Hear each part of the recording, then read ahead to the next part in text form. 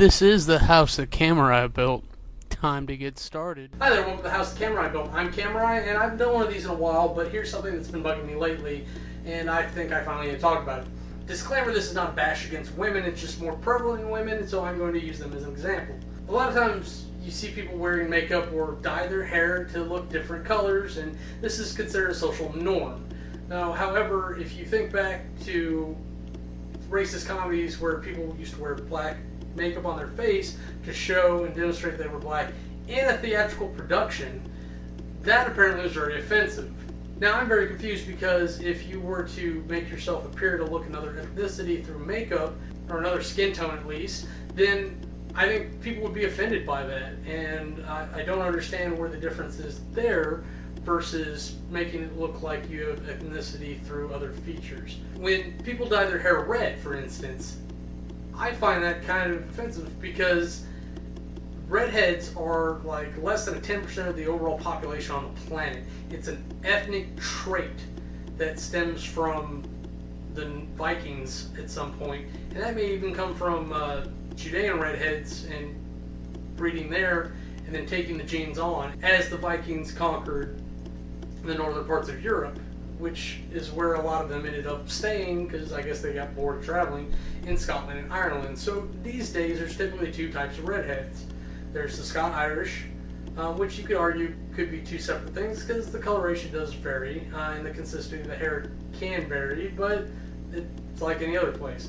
And then the Judean redheads who have a much deeper tone to it, but it's always still an auburn or red. It's just not that carrot color that you would see in Irish Scot redheads.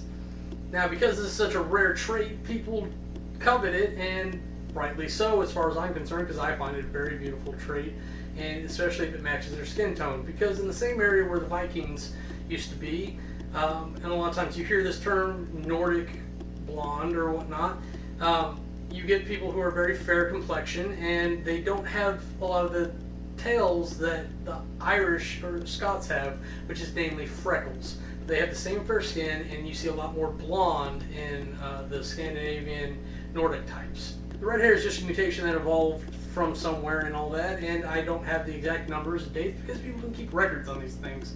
And otherwise, I'd gladly research that and find out exactly when what happened. More's the pity.